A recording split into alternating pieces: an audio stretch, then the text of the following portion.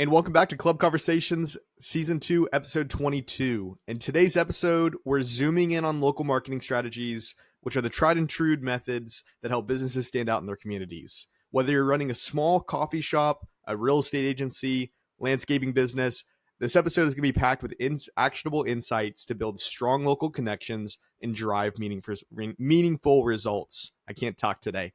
I hope you enjoyed this episode. It's going to be a really great one, so let's dive right into it. Now, the first thing I want to talk through on local marketing is why local marketing actually matters, right? We want to understand, why are we doing local marketing? The first thing that we find extremely important about local marketing is it allows for you to engage with your immediate community. Now, there are several benefits when it comes to hyper-targeted efforts, like building relationships with local customers and creating loyal advocates that really stem from engaging with your immediate community. Now, when we talk about local marketing strategies, we are talking about strategies that we can implement to build a community of customers, of clients, of loyal supporters in your local area. And when I say local area, there's really not a mileage restriction or a certain location restriction within this. What I'm talking about is finding the ways that we can reach customers within our area without having to extend into a different state or maybe even a different city. Now, I'm based out of Oklahoma City, and so for purposes of this, we might be talking about Oklahoma City and Edmond versus Tulsa. We might not be looking at strategies for the Tulsa community, but most likely Edmond and Oklahoma City, right? So the most important part is when we do some local marketing strategies, it allows for us to build a community, an audience within your local area. Now, secondly, the beautiful part about this is it allows for digital to meet physical. So not only can local marketing help you engage your immediate community, but it also helps you build physical connections in your community without actually having to be there, right? Which is extremely important. Now, second, let's dive right into the strategies that actually might work when we look at local marketing. Now, again, these are all different strategies that you can try. Some work for others, some don't. So obviously there's a lot to unpack in this episode. But first, the first thing that we always recommend when it comes to local marketing is looking at your Google My Business and optimizing it based on your local customers. Now, a couple recommendations here. First, if you don't have a Google My Business page, it's now Google Business Profile. They change the name about every 6 months. The first thing you need to do is you need to claim and fully optimize your profile. And when we say fully optimize your profile, there's a lot of different ways that you could do this, but the first couple of steps is make sure you add in your contact information, such as your phone number, your hours, add in a couple photos of your location or what you sell, services you provide. Professional photography can make a big difference on this, so highly recommend looking at professional photography for your building, for your services, for your location. That's going to build a little bit more trust with your customers on Google My Business. Now, the second piece of this, right, is allowing your Google My Business to kind of grow both organically and by things that you do. What you can do here is if you are a service-based industry or something that maybe does discounts, coupons for your customers, you can actually post updates on Google My Business centered around updates, coupons, discounts, and you can put that on your Google My Business page, which is extremely important. Now, the second piece to this, right, is if we claim and fully optimize our profile, we put our hours on there, we put pictures, we update it. The other piece that's very important is adding or requesting customer reviews from loyal customers or people that you know that have used your service. This is important because there's the aspect of Google search, right? When people look up your business, they obviously want to look at your reviews. And a lot of people put weight into reviews, whether they're legit or not. Now, the piece of this that also helps is when someone is searching on Google Maps, if you have a brick and mortar or a local location that people might visit, it's very important that you drive reviews to your page. It's not the only piece that's going to help, but it's a driving factor into your ranking criteria on your map pack, which is going to be someone searching on Google Maps for your certain service or for your location for you to pop up higher than others. Now, the best way to do this is any existing customers that you have a big customer list previously, send them an email, shoot them a call, send them a text, ask for a review. There's nothing that can hurt by asking for a review, especially if you know that they're good friends, they enjoyed your services, they're loyal customers.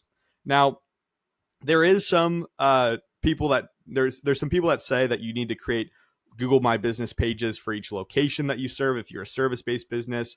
And I think something worth noting here is when it comes to Google Business Profile or Google My Business optimization, you have to be very careful to follow Google's terms of service, right? They ask that you only put together a Google Business Profile for a location that you have or an address that you own that your business is registered out of. So there's a lot of people out there, a lot of gurus that say create multiple Google Business Profiles that allow for you to do a little bit more hyper local stuff. But in the end result, traditionally speaking, if you're trying to get around Google's terms of service, which they talk very bad about having that set up, you can get your entire account banned. You can get all your business profiles suspended. So it's really worth following the terms and conditions and not just going for the quick result that's going to lead to some suspending or some banning. Now, secondarily, when we're looking at local marketing, we like to leverage local SEO. Now, when it comes to SEO, we're going to talk about your website. If you have a website, you have service pages such as plumbing services, such as HVAC services, such as roofing. It's important to build little location specific blog content or hyperlocal landing pages that talk about that area. Now, the key here that we're going to leverage into is it's important for you to provide valuable content that's specific to that area, but we also want to be very careful about the content that we put on there, that it's not just about that specific area. Now, for instance, if we're talking about Oklahoma City, and if I am a roofer, the one thing I don't want to do is I don't want to put a bunch of paragraphs about Oklahoma City's population, just random facts, the state bird, things like that. Because while it provides a little bit of value, it's actually not providing any value to the on-page experience that my customers are going to see when they enter that landing page. So when we talk about hyperlocal landing pages and location-specific content, we're talking about how can we integrate roofing specific, the shingles that you would use in Oklahoma City, some recommendations on weather temperature and how that affects your roofs, things like that. So we always recommend when you're building hyperlocal landing pages and leveraging local SEO, don't just go for the low-hanging fruit of creating the bare minimum content or putting way too much content. Be very strategic in what you do and how you push it out there. Now, thirdly, when it comes to local marketing, we always highly recommend partnering with local businesses, right? How can you collaborate with complementary businesses for either cross promotions, bundled offerings, or how can you participate in community events and sponsor local sports teams? These are all huge, right? Because at the end of the day, the more that you can bring in other local businesses and help support them, build relationships, you're tapping into their market, they're tapping into your market. And so it's kind of a win-win for both companies that you're partnering with, which makes a big difference.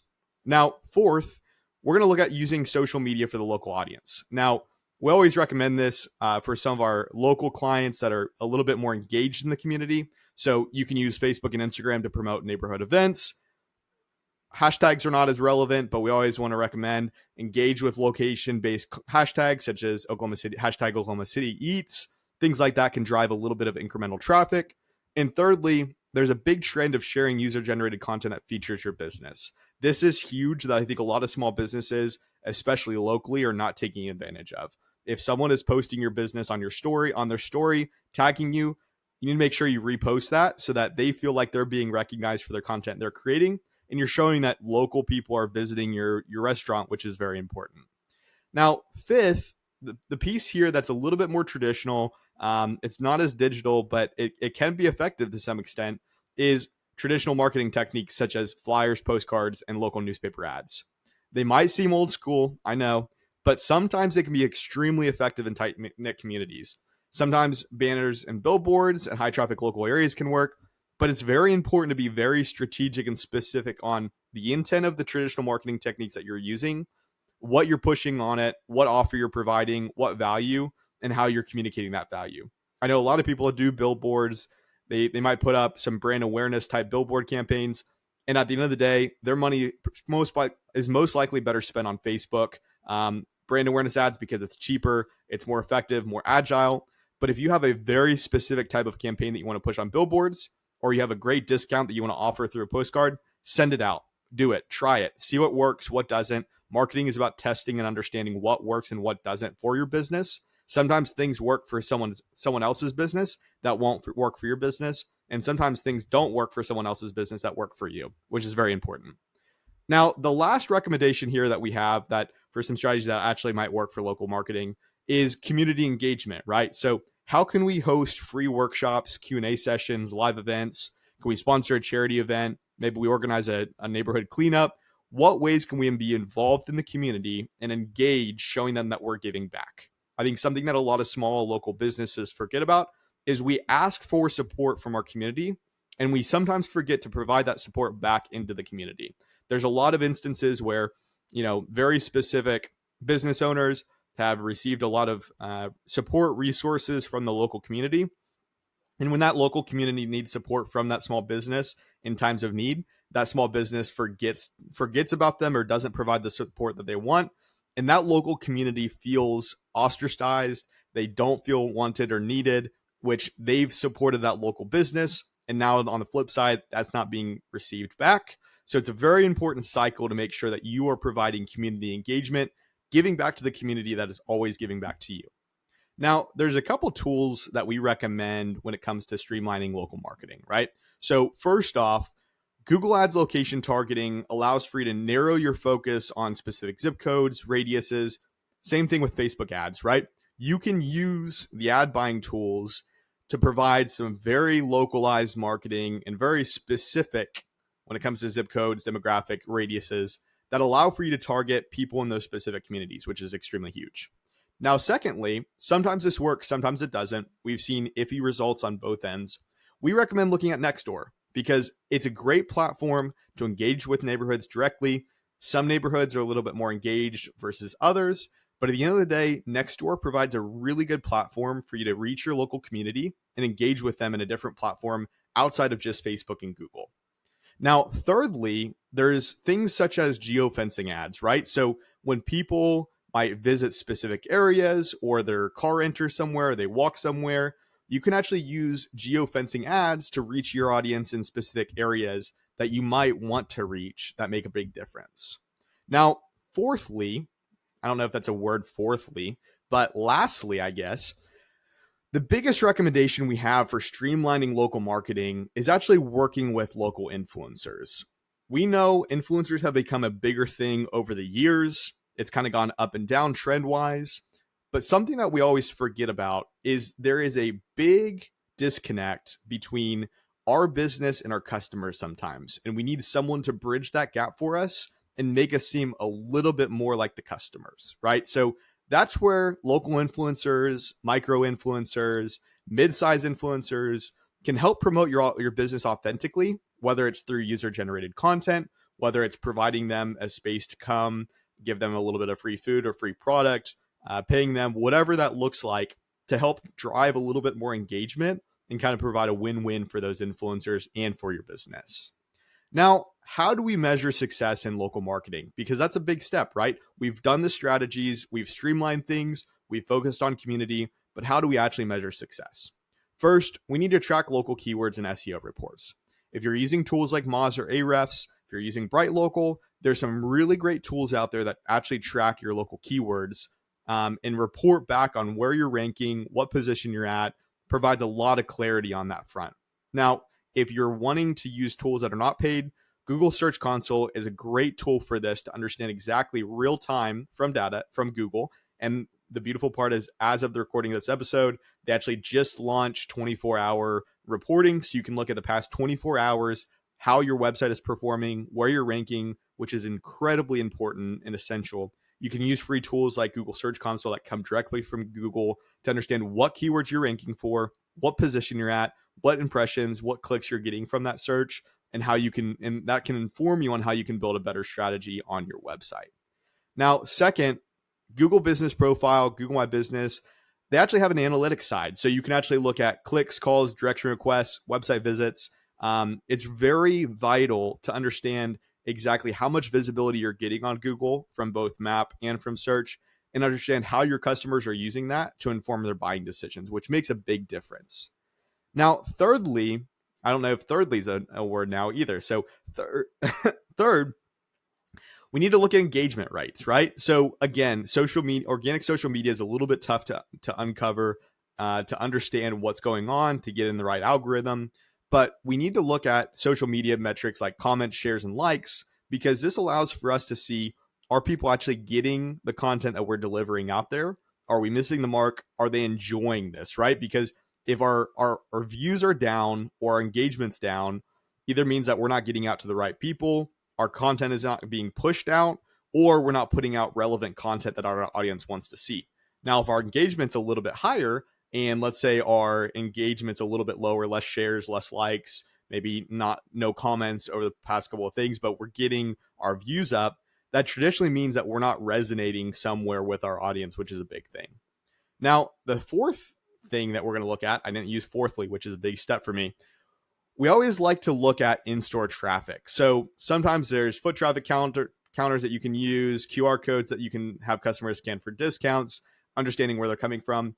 It's really important as a business, if you're brick and mortar, if you have people visiting your store, that you track in-store traffic and see are there trends on traffic upticks versus downticks on what you're doing, different promotions you're offering, different discounts. Are you posting more regularly? Are you pushing out more advertising? Are you running TV ads, billboards? And understanding, is there a correlation between what you're doing from a marketing front and the amount of in-store traffic that you're receiving? Now, this is a lot of information and you might have to listen to it again, or maybe you don't want to listen to it. But I highly recommend, from the local marketing perspective, that you take these tools, you take these strategies, and you attempt to implement them, because at the end of the day, I truly believe these are going to set you up for success for local marketing in your business. Now, if you enjoyed this episode, highly recommend that you subscribe, click the like button, leave us a review, and send us a DM if you have any questions or things you want things that you want covered on future podcast episodes. We've got some really great episodes coming up, and I think you're going to really enjoy them. So if you've made it this far, thanks for listening, and we'll talk to you next time.